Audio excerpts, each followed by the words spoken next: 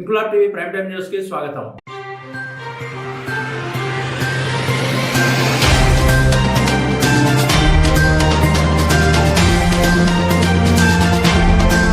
కంటి నిండా నిద్ర, కడుపు నిండా భోజనం, ఇది ఆరోగ్య సూత్రం. ఇవన్నీ పాతకాలపు మాటలండి. ఈ ఆండ్రాయిడ్ యుగంలో ఎక్కడ పాటిస్తామండి అని అనుకోకండి. ప్రస్తుతం సమాజంలో శరవేగంగా పెరుగుతున్న క్యాన్సర్ మహమ్మారిని అరికట్టాలంటూ ఆరోగ్య సూత్రాలు ఖచ్చితంగా పాటించాలని మాజీ ఉపరాష్ట్రపతి ముప్పవరపు వెంకయ్యనాయుడు స్పష్టం చేశారు. బీజేపీ జాతీయ అధ్యక్షుడిగా వాజ్పేయి హయాంలో గ్రామీణాభివృద్ధి శాఖ మంత్రిగా, మోడీ హయాంలో ఉపరాష్ట్రపతిగా పనిచేసిన ముప్పవరపు వెంకయ్యనాయుడు ఎక్కడికి వెళ్లినా తన వాక్చాతుర్యంతో, వాక్పటిమతో అందరినీ ఆకర్షిస్తూనే నగ్న సత్యాలు చెప్పడం అలవాటు. విజయనగరం జిల్లా కొత్తవలస శ్రీ గురుదేవ చారిటబుల్ ట్రస్ట్ వార్షికోత్సవానికి ముఖ్య అతిథిగా విచ్చేసిన వెంకయ్యనాయుడు ఎస్ కోట ఎమ్మెల్యే కోళ్ల లలిత్ కుమారి ముందే ఉదయాన్నే లేవండి, త్వరగా పడుకోండి, సమృద్ధిగా తినండి అంటూ ఆరోగ్య సూత్రాలు వెల్లడించారు. ప్రకృతి అంటే నీళ్లు, ప్రకృతి అంటే గాలి, ప్రకృతి అంటే చెట్లు, ప్రకృతి అంటే నదులు, ప్రకృతి అంటే భూమి.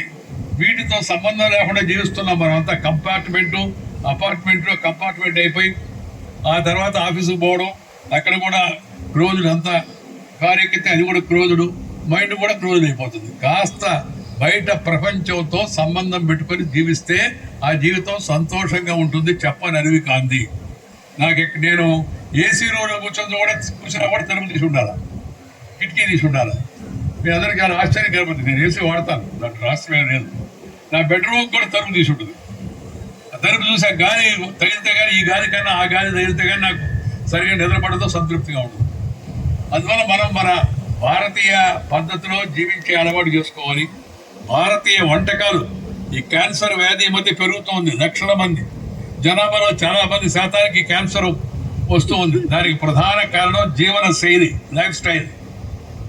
మనం పాత రోజుల్లో ఎక్కువగా నడిచేవాళ్ళం, తిరిగేవాళ్ళం, పొలానికి వెళ్ళేవాళ్ళం, వంగేవాళ్ళం, నారేసేవాళ్ళం, లేకపోతే నారు కట్టలు అందించేవాళ్ళం, లేదా వరికోసేవాళ్ళం సహకరించేవాళ్ళం, లేదా వాళ్ళకి సిద్ధనం తీసుకెళ్లేవాళ్ళం, కాలం గట్ట మీద నడిచేవాళ్ళం. ఇప్పుడు ఆ పరిస్థితి లేదు. మా తాత చిన్నప్పుడు చెప్పాడు, నేను పొలానికి పోయి ఆ గట్టు మీద నిలబడితే మొలతాడు కట్టుకున్న మగవాడు గట్టు మీద నిలబడకూడదు, దిగు అనేవాడు. దిగితే నాకేం తెలుసాయంటే నారు కట్టలు అందించరావాడు అందరికీ. వాళ్ళు ఒగి నారేస్తున్నారు కదా, నారు కట్టలు అందించమని చెప్పేవాడు. ఆయన ఆ విధంగా చెప్పడం వల్ల చాలా తెలివి నాకు అనేక విషయాలు తెలిసి వచ్చాయి. కాబట్టి ప్రకృతితో కూడా సమయం గడిపేట్టుగా పిల్లల్ని కాస్త వాళ్ళ కాలక్షేపం, ఏసీ లేకపోతే నేను చెప్పిన సెల్ ఫోను, లేకపోతే ఆ టీవీ కూడా వచ్చింది 24/7. ఎన్ని ఛానల్లో చెప్పలేము, ఒక రకరకాల ఛానళ్ళు. ఆ ఛానల్లో కూడా ఉన్నది కాకుండా ఉన్నది లేనట్టుగా, లేనిది ఉన్నట్టుగా, అన్ని ఛానల్లో కాదు, కొన్ని ఛానల్లో. ఆ తర్వాత దాన్ని పెద్దగా భూతత్వంలో చూపించినట్టుగా అవి చూస్తూ ఉంటే ఎక్కువసేపు దాని మీద దృష్టి ఎక్కువ పోతూ ఉంటుంది. టీవీని కూడా వాడుకోవాలి, ఎంతవరకు అపోయితే అంతవరకు వాడుకోవాలి. సినిమా పోవడం కూడా తప్పు లేదు. సినిమాలు కూడా ఎంతవరకు మేరకు అయితే అంతవరకు ఆ సినిమా చూడాలి. తద్వారా కొన్ని విషయాలు మనం తెలుసుకోవాలి. అందుకని కుటుంబ వ్యవస్థని బలపరుచుకోవాలా, కుటుంబ సభ్యులతో కాలం గడపాలా, ఉపాధ్యాయులతో కాలం గడపాలా, పిల్లలు ప్రకృతితో కాలం గడపాలా. ఆ విధంగా జీవన శైలిని రూపొందించుకోవాలి. సూర్యోదయంతో లేయాలా.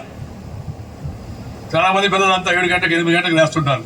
ఏమంటే రాత్రి అంతా బాగా పొద్దుపోయింది, నాకు దేనికి మనుకున్నా అంటే బిజీగా ఉన్నాడు. ఏం బిజీరా అంటే బిజీయే. రాయమంటే బిజీ అని రాస్తాడు. వాడు ఏం బిజీయో వాడికే తెలవదు. అందుకని తొందరగా పడుకోవాలి. 6 గంటలకు లేయండి. 6 గంటకంతా పనులు పూర్తి చేసుకోండి. సాయంత్రం మొన్న ఎవరు అన్నారు, సార్ ముదిరేటప్పుడు సార్ కార్యక్రమం అంతా అని చెప్పారు. ఎందుకు మొదలవ్వాలా? 6 గంటకంతా పూర్తి చేసుకోండి. 1-2 గంటల కుటుంబ సభ్యులతో గడపండి. త్వరగా భోంచేయండి, త్వరగా నిద్రపోండి, త్వరగా లేయండి. నేను రాజకీయాల్లో ఉన్నప్పుడు రాత్రి 11-12 దాకా తిరిగేవాడిని. దేశం అంతా మన భుజాల మీద నడుస్తుంది అనుకునేవాడు. అప్పుడు తర్వాత దేశం వచ్చింది, మనమే కాదు చాలా మంది ఉన్నారు మోసేవాళ్ళు అని చెప్పి. ఈ ఉపరాష్ట్రపతి అయిన తర్వాత నేను రాత్రి 7 గంటలకే భోంచేస్తున్నా. 7-7:30, 8:30కే పడుకుంటున్నాను. ఉదయం 4 గంటలకు లేస్తాను. 4:30 లేచి మొహం గడుపుకొని పరిశుభ్రం అయిన తర్వాత అన్నమాచార్య కీర్తన ఉంటారు. ఆ గిరిబెళ్ళ బాలకృష్ణ ప్రసాద్ గారు, లేదా బాలసుబ్రహ్మణ్యం గారు, లేకపోతే ఇంకా కొంతమంది గాయకులు చాలా అద్భుతమైన మంచి పాటలు మనకి ఇస్తారు. మంచి పాటలు వినడం వల్ల మంచి ఆలోచనలు వస్తాయి. మంచి ప్రకృతిని చూడడం వల్ల మంచి సానుకూల దృక్పథం వస్తుంది. మంచి వాళ్ళతో మాట్లాడడం వల్ల మంచి ఆలోచనలు మనకు వస్తాయి. పాజిటివ్ థింకింగ్ వస్తుంది మనకి. అందువల్ల పిల్లలకు కూడా ఆ విధంగా ఉదయాన్నే వేయడం, తర్వాత కాస్త శారీరక శ్రమ అలవాటు చేయాలి. వాకింగ్, జాగింగ్, రన్నింగ్, లేదా ప్లేయింగ్, కబడ్డీ, ఖోఖో ఫ్రీ. కబడ్డీ, ఖోఖో పేదవాళ్ళు ఆడే ఆటలు, దానికి ఖర్చు లేదు. ఆ తర్వాత ఫుట్బాల్, ఆ తర్వాత హాకీ. కొంచెం డబ్బులు ఉన్నవాళ్ళు కాస్త క్రికెట్. హాకీ మంచి ఆట అంటే ఫుట్బాల్, మంచి ఆట అంటే ఖోఖో, మంచి ఆట అంటే కబడ్డీ.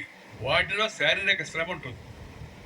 ఇన్క్లాబ్ టీవీ వీడియోలు మీకు నచ్చినట్లయితే లైక్ చేయండి, షేర్ చేయండి, కమెంట్ చేయడం మర్చిపోకండి. సబ్స్క్రైబ్ చేయని వాళ్ళు వెంటనే సబ్స్క్రైబ్ చేసుకోండి. మా వీడియోలు మీరు వెంటనే చూడాలనుకుంటే కింద ఉన్న గంట సింబల్ని గట్టిగా కొట్టండి.